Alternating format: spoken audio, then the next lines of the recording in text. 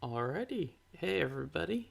So now, today, we have kind of the fun day, right? Where we went through the week and we did a bunch of talking about a bunch of stuff.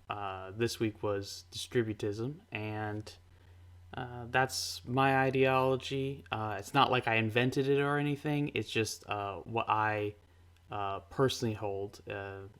It's an old thing. It's about as old as socialism, so it's about there. But as a dad, I often find that um, sometimes the the ways in which you teach lessons is not by saying them outright, but rather by showing from example. And that's why we have stories. And that's what we're gonna be talking about today. Dr. Seuss. All right. So we're gonna do Dr. Seuss. I had trouble in getting to Solla Sollew. It's a book about a journey. This little guy is gonna start out not knowing much, and he's gonna go on this big, huge journey, and then we'll see what happens to him. The idea is that distributism is all about independence, right? Making your own decisions and being self sufficient. And that's exactly what this guy learns, and you'll see that as we go through it. So I'm just going to read it to you, and I might stop here and there to point out something, but yeah, that's pretty much it. That's the video. So here we go. I had trouble in getting to Solla Sollew by Dr. Seuss.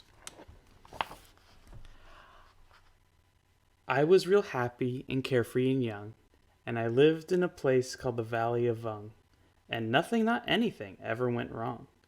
Until, well, one day, I was walking along, and I guess I got careless. I guess I got gawking at daisies and not looking where I was walking. And that's how it started. Sock, what a shock!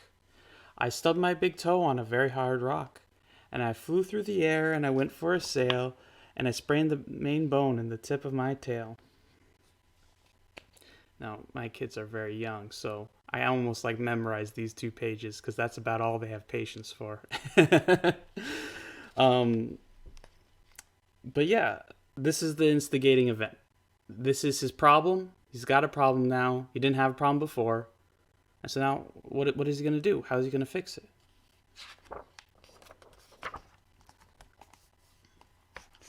Now, I never had ever had troubles before, so I said to myself, I don't want any more.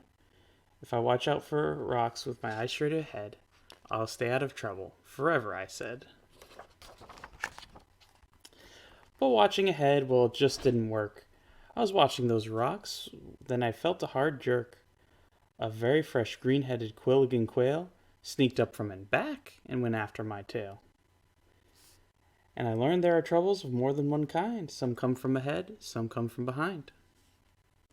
And this is the thing, is that there's more problems in the world than you can ever hold in your head and think about. There's just always more. So I said to myself, now I'll just have to start to be twice as careful and be twice as smart. I'll watch out for trouble in front and back sections by aiming my eyeballs in different directions. Now I found this to be quite a difficult stunt, but now I was safe in both back and in front.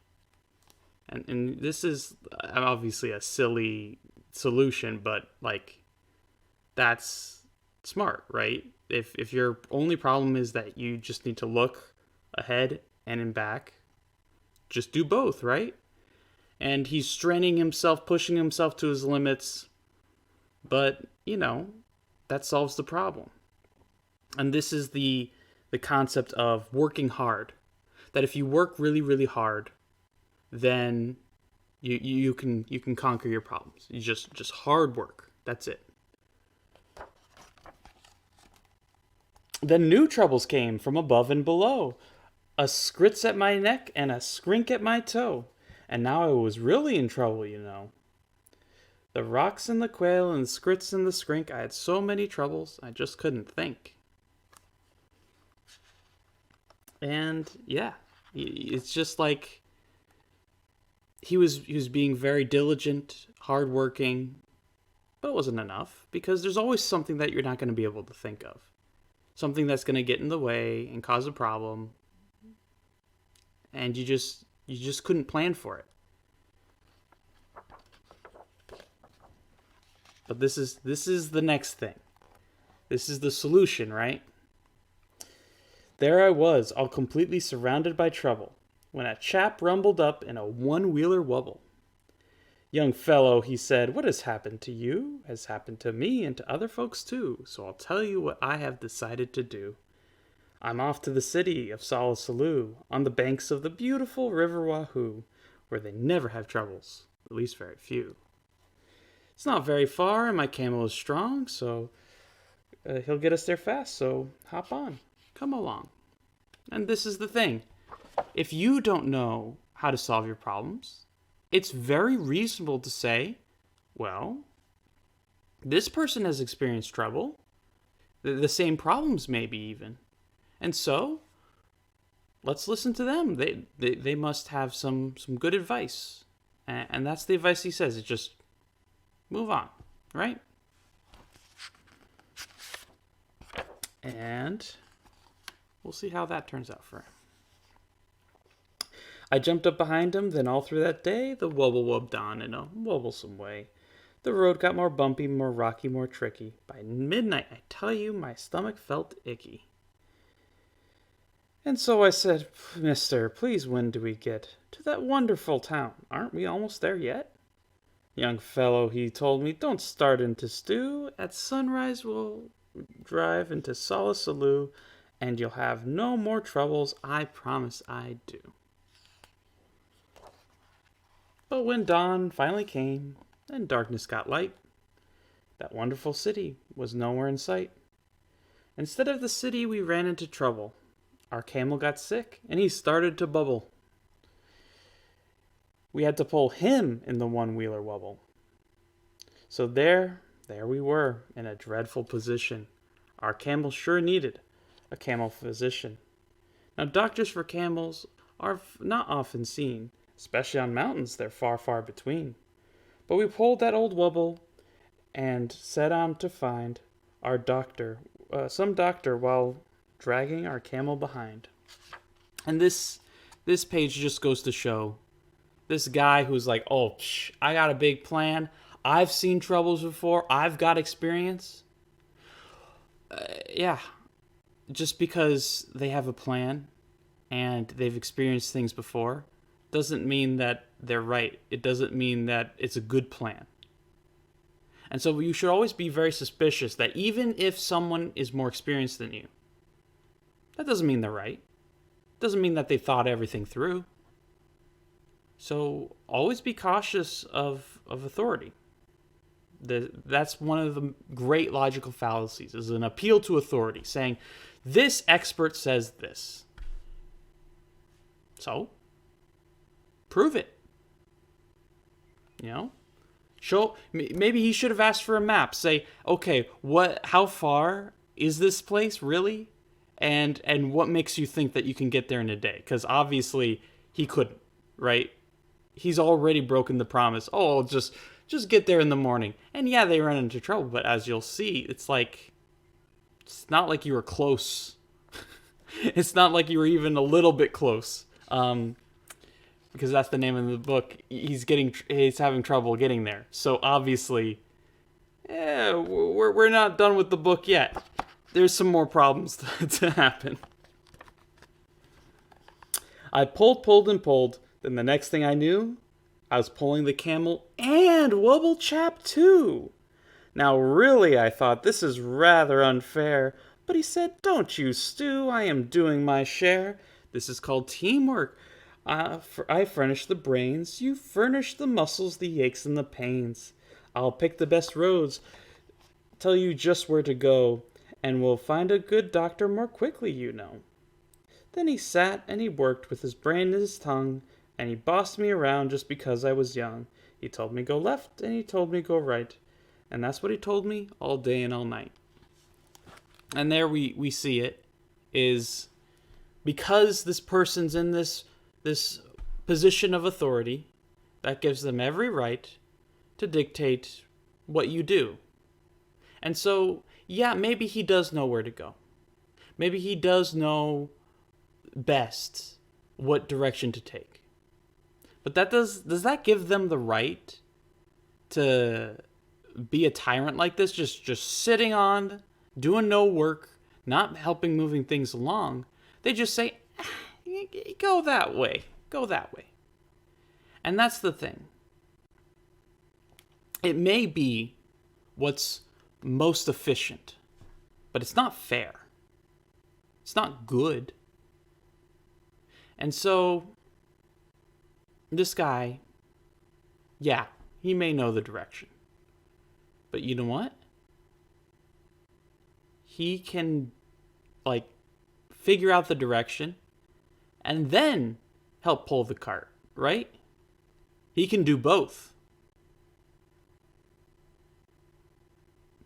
That's no excuse. Knowledge is no excuse to be lazy. But that's his excuse. Alrighty. Next morning, we located Dr. Sam Snell, who knew all about tonsils and camels as well. Our camel, he said, had a bad case of gleeks and should lie flat in bed for at least 20 weeks. I was tired how I wanted to crawl in that bed, but the Webble chap sent me away and he said, "Your troubles are practically all at an end. Just run down the hill and around the next bend, and you'll come to the Happy Way bus route, my friend. The Happy Way bus leaves at 4:42 and will take you directly to Solla Sollew, on the banks of the beautiful River Wahoo, where they never have troubles, at least very few."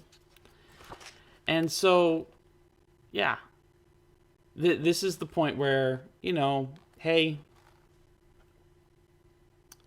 he did the work, he followed directions, and now he's about to get his reward, right? Say, almost there. Here's my reward. Well, the bus stop was there, and that part was fine. But tacked on a stick was a very small sign, saying, "Notice to passengers using our line.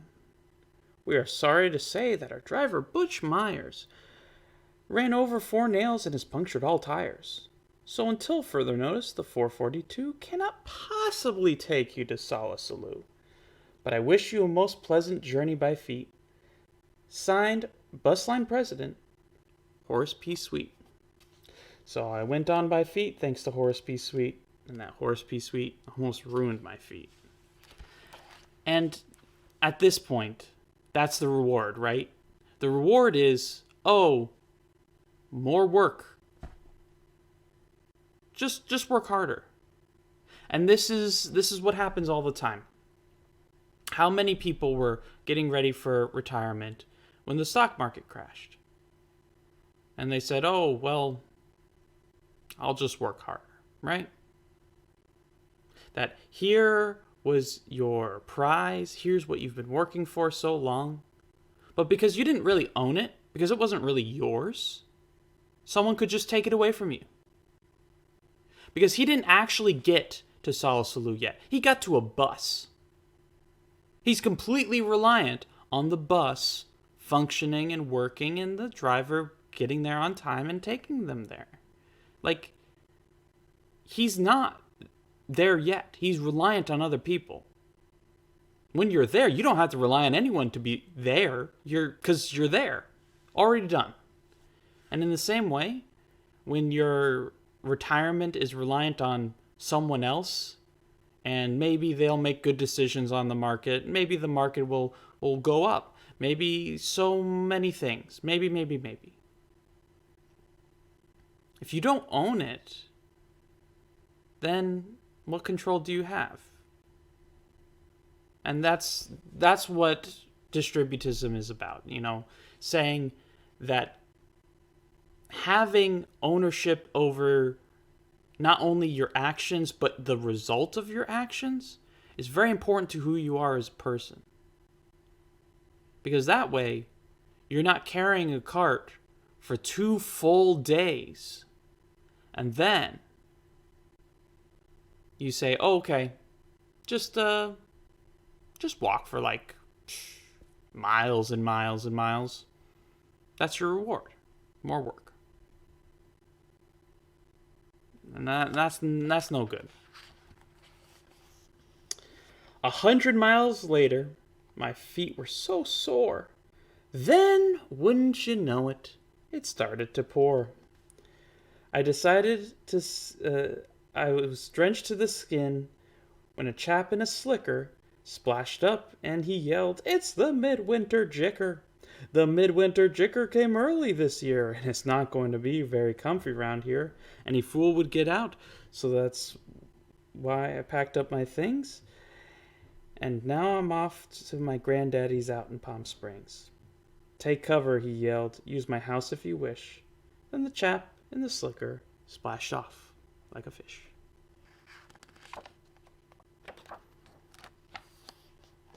I ran in the house, and then all through that, and I fell in a heap. I needed my rest, but I just couldn't sleep. Did you ever sleep when your feet were like ice, with a family of owls and a family of mice? I listened all night to the growls and yowls and the chattering teeth of those mice and those owls, while the midwinter jicker howled horrible howls. I tossed and I flipped and I flopped and I flept. It was 5:15 when I finally slept. Then I dreamed I was sleeping on billowy billows of soft silk and satin marshmallow stuffed pillows. I dreamed I was sleeping in Solla Sollew on the banks of the beautiful river Wahoo, where they never have troubles, at least very few. And so at this point, he's carried the cart, walked 100 more miles, got caught up in a huge storm, met a nice stranger who at least gave him a place to stay, which was not very good. And now he's finally resting. Like he finally gets a break. And that's so true. That's what happens in life. Is things get really hard, really difficult, and then finally, eventually, you get a break of some kind. Where you maybe get a vacation, or maybe you just fall in a heap and you just can't do it anymore. And so you just need a break. That happens. But the break can't last forever. And then I woke up, and it just wasn't true. I was crashing downhill in a fabulous flood, with suds in my eyes and my mouth full of mud, and my nose full of water, and my ears full of shrieks of the owls flying off with the mice on their beaks. And I said to myself, now I really don't see why troubles like this have to happen to me. I floated 12 days without toothpaste or soap. I practically almost had given up hope, when someone up high shouted, "Here, catch the rope!" And then I knew that all my troubles had come to an end. And I climbed up the rope, calling, "Thank you, my friend."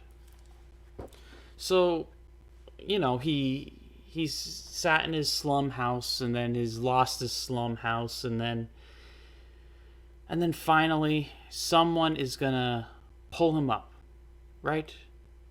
Say, "Hey, you're in a bad situation. Let me help you." And so this is almost like charity. This guy doesn't know this kid, but he wants to help. Let's see how that works out for him. I got to the top, but it wasn't a friend, and I saw that my troubles were not at an end. A big man on a horse scared me out of my wits. He bellowed, "I'm General Genghis Khan Schmitz. There's a war going on, and it's time that you knew. Every lad in this land has a duty to do. We're marching to battle. We need you, my boy. We're about to attack. We're about to destroy the perilous Poozer of Pommelmoose Pass. So get in line. You're private first class." Yeah, that's the solution. Just join the military if things are going bad for you, right? That's like prostitution for men, right? Just sell out your body for someone else to do with it whatever they want. And so, yeah, it's not a good solution, but it's better than starving, right?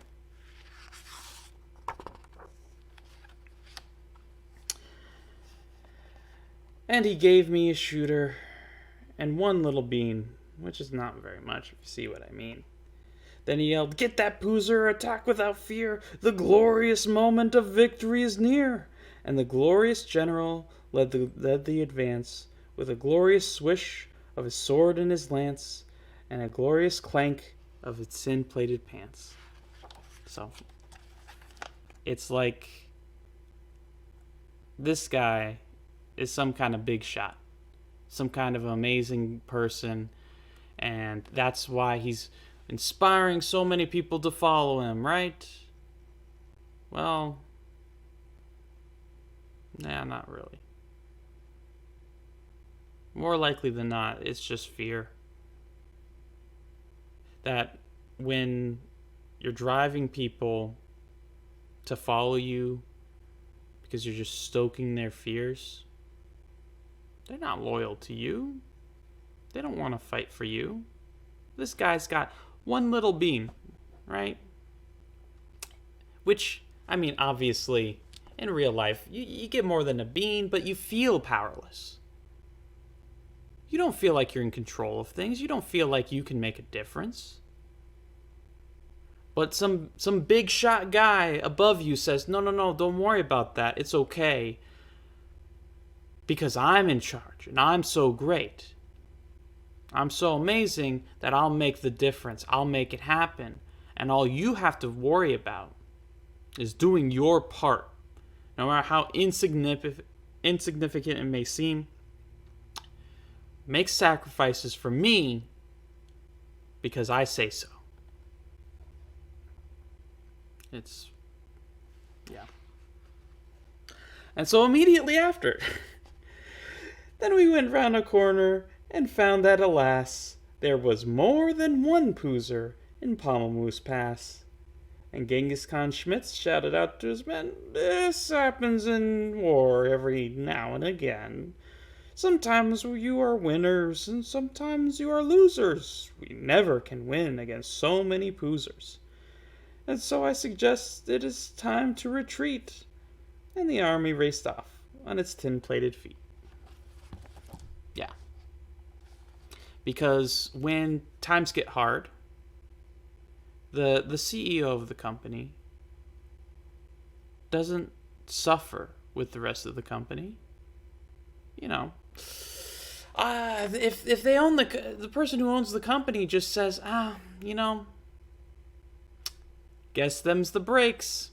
Sell off everything and bye. And this is not to say that being a CEO or a business owner is an easy thing. It's not. But this is the thing, is the people working for that business, they're not there because they want to be. They're there because they feel like they need to be. Because of fear. Because they don't know what to do. They have no ideas. And so, because they have so much fear, and they just don't know what to do, they'll just follow anybody. And they'll go around town and just say, "Hey, can you give me a job? Can you give me a job? Can you give me a job?" And that's not good for the worker to have to lower themselves so much to say, oh, yeah, I may have ideas, but they don't matter because they won't be profitable. That I'm able to work very hard and I have a good work ethic and I can do all these things, but that doesn't matter. We'll pay you what we pay you. And you can negotiate for a higher salary, all that stuff. But if you don't, they'll abuse the heck out of it. And that's how it goes. This guy was relying on this fearsome general who turns tails and runs as soon as there's problems. And this is something that happens a lot, where, especially in technology, they will do crunch time for a project, right? They'll say, okay, we really need to get this project out the door, and so we're going to crunch time, and everyone's working super extra hours, and then eventually they get the project done and out the door, and they say, oh, thank goodness. Oh, it's actually released. Oh, and by the way, you're all fired. And they just cut them off because there's no loyalty in the other direction. And that's because of one critical thing. When you're relying on someone else, then they set the pace. And they may be a good person, and they may be a bad person. But either way, they're just a person. They're not perfect. They're not going to be able to live up to your expectations. They can't fix you. You have to fix you. And you got into that job because you're afraid. I'm afraid too. I work for a company. And this whole thing of actually living out your values, it's very hard. I'm trying my best, but I'm definitely not there yet. I'm not sharing all of this because I'm some kind of expert. I'm not. I'm sharing all of this because at least maybe you can get started like I did. Because, yeah, I'm not there yet. There's a lot of stuff I need to do. But imagine if I never even started. I wouldn't be anywhere near where I am today. And so that's what this is about. It's about saying, yes, maybe the leader is competent, unlike this guy. Maybe they can get the job done. And maybe following them does end up with good results. But still, the reason you're following them is because you're afraid. You're afraid that you're not enough, and you believe that they are. But they're not. They're just a person, just like you. And so, sooner or later, they will let you down. Not because they're a bad person, but because they're a person. And so, now he's in a predicament. There I was with more poozers than I'd ever seen. There I was with my shooter and only one bean. There I was. And I thought, will I ever get through to the wonderful city of Solla Sollew on the banks of the beautiful river Wahoo, where they never have troubles, at least very few? I had terrible trouble in staying alive. Then I saw an old pipe that said vent number 5. I didn't have time to find out what that meant, but the vent had a hole, and that hole's where I went. So he barely escapes. And now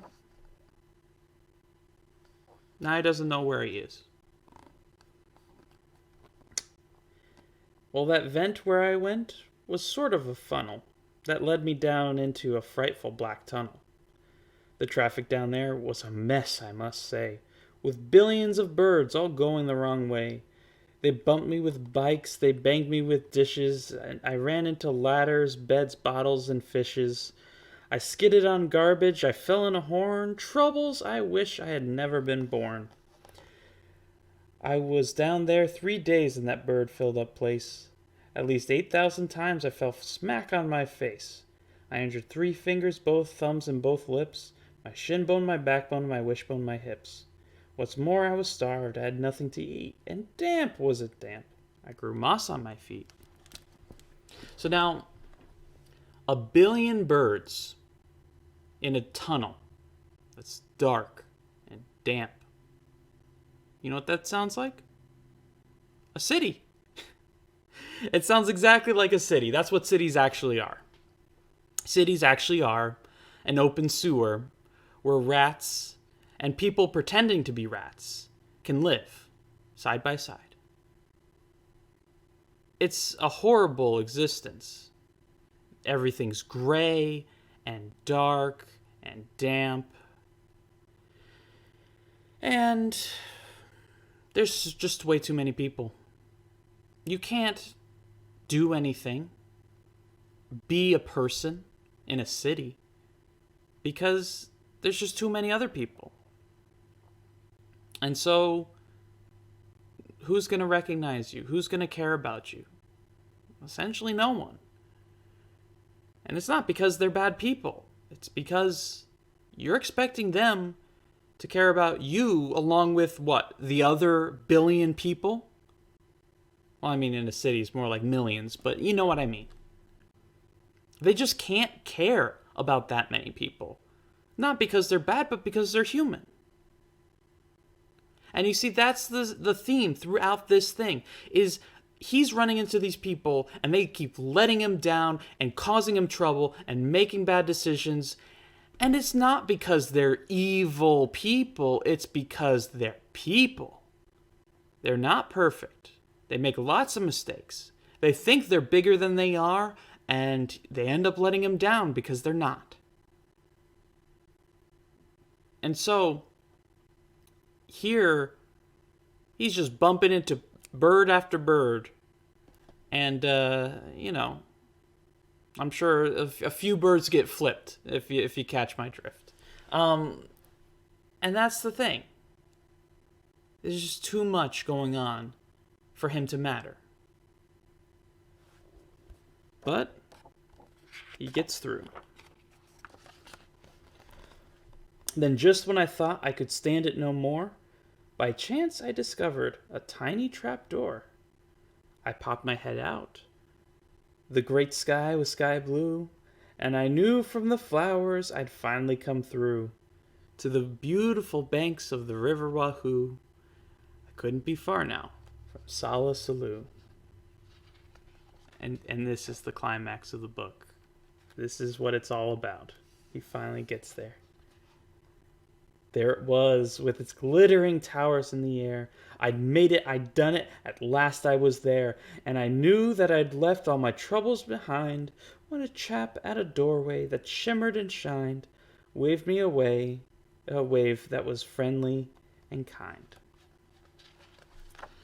A little bit of a Freudian slip there, right? I mean, that'll be the punchline, but yeah, it's there, it's beautiful. The end is in sight. The goal. It's beautiful, it's wonderful, it's amazing. And so let's get to it. Welcome, he said as he gave me his hand. Welcome, my son, to this beautiful land. Welcome to sweet sunny Solla Sollew. Where we never have troubles, at least very few. As a matter of fact, we have only just one. Imagine just one little trouble, my son. And this one little trouble, as you will now see, is the one little trouble that I have with this key. There is only one door into Solla Sollew, and we have a key-slapping slippered we do. This troublesome slipper moved into my door 2 weeks ago Tuesday at 3:45. Since then, I can't open this door anymore. And I can't kill the slipper. It's very bad luck to kill any slipper. And that's why we're stuck. And why no one gets in and the town's gone to pot. It's a terrible state of affairs, is it not? And so, said the doorman of Solla Sollew, my job at the door here is finished. I'm through. And I'll tell you what I have decided to do. Yeah. That's the punchline. Is there's a perfect place where all of your problems are gone and fixed and you just have no more problems. And the only problem with it is you can't get there. It's like the saying goes, everyone wants to go to heaven, but no one wants to die. There is no perfect world. There is no magic key to solve all your problems. And this is the thing. This is the most destructive belief that people have. Is that somewhere, somehow, some way, there is a solution to their problem so that way they're not afraid anymore. They have what they need. They feel comfortable and prosperous, and everything's great. But who gets that for you? We've talked about different ideologies, and none of them do. Not a king, not a dictator, not a commissar, not a president, not a judicial system. Nothing gets you that. No one can get you that. No one can get you to a place where all of your problems are solved and you don't have to worry about it. You'll always have to worry. You'll always have to have a hard time. You can't get in to that perfect world. And so, what happens next? Now he says, I'm leaving, he said, leaving Solla Sollew, on the banks of the beautiful river Wahoo, where we never have troubles, at least very few, and I'm off to the city of Boola Boo Ball, on the banks of the beautiful river Woo Wall, where they never have troubles, no troubles at all. Come along with me, he said as he ran, and you'll never have any more troubles, young man. And that's the thing. Your system failed.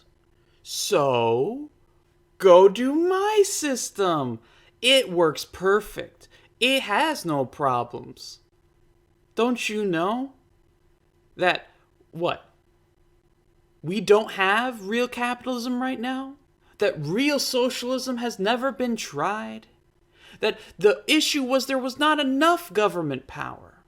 That the issue was that people weren't allowed to do X, Y, Z to other people? That if only we had someone strong in charge, if only we had a system that just fixed all of your problems. If only that were the case. Yeah. That's not the case, though. And it will never be the case, though. Because the issue is precisely that someone else is calling the shots. Because it's not that you would do better calling the shots. It's that if they don't have to carry you, then it's easier for them. Let's get into it. I'd have no more troubles, that's what the man said. So I started to go, but I didn't. Instead, I did some quick thinking inside of my head. Then I started back home to the valley of Vung. I know I'll have troubles. I'll maybe get stung. I'll always have troubles. I'll maybe get bit by that green-headed quail on the place where I sit. But I've bought a big bat. I'm all ready, you see. Now my troubles are going to have troubles with me. And that's it. The end. The whole point, the whole end of the journey is when he realizes that no one else can solve his problems. He has to solve his problems. And he can't run from them. He can't wish them away. They're his problems, and that means that they're his problems to solve. And it's just that, it's not that people are evil and bad, it's just that they can't fix your problems for you, no matter what they are, because they're your problems. They can't care about all 7 billion people in the world. They can't care about your feelings and your problem at the same time.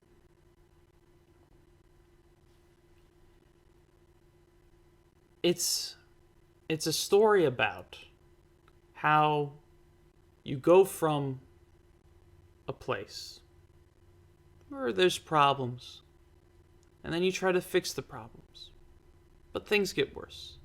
And then you try to fix them a different way, and things get worse. And then you run away from those problems, and you end up in a place with new problems. And then, finally, you get to the goal, and you realize that what you've been fighting for all this time is a scam. It's a lie. It's a dream. That the reason it's called utopia is because it means literally nowhere. A place that doesn't exist. But you can fix your own problems. It's not easy. It's not quick. And you definitely can't do it alone. But you can fix them. And that's what distributism is about. It's about realizing that no one can fix your problems for you. And so, like I've said, it's about being independent and trying to solve your problems on your own.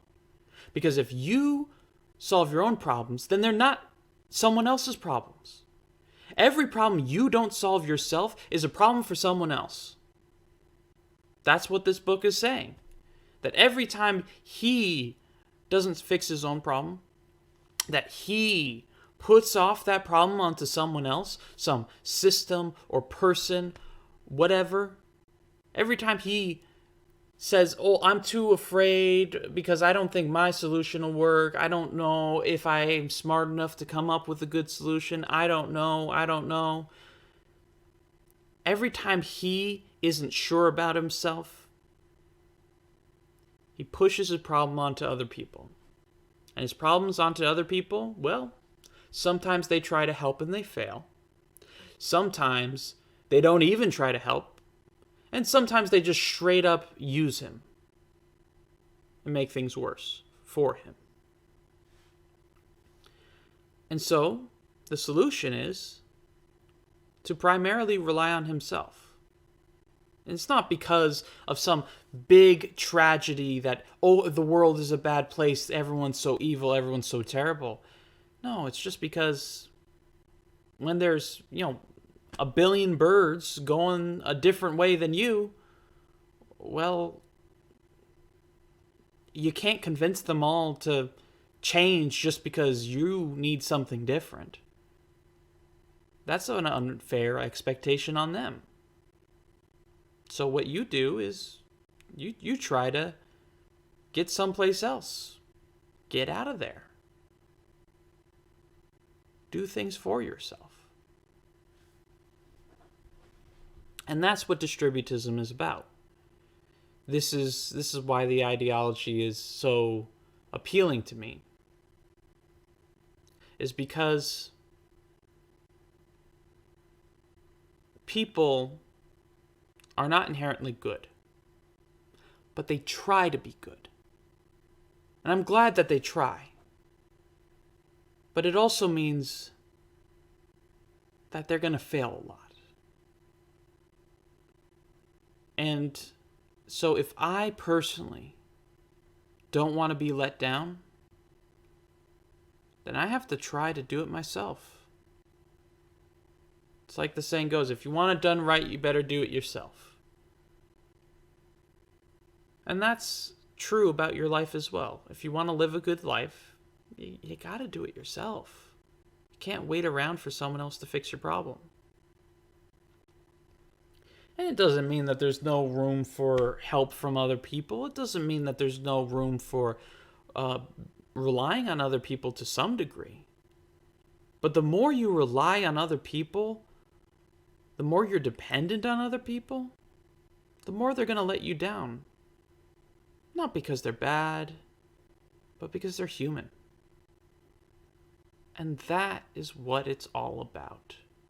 Realizing that if you fix your problems, you're making the world a better place just by doing that. That charity starts at home.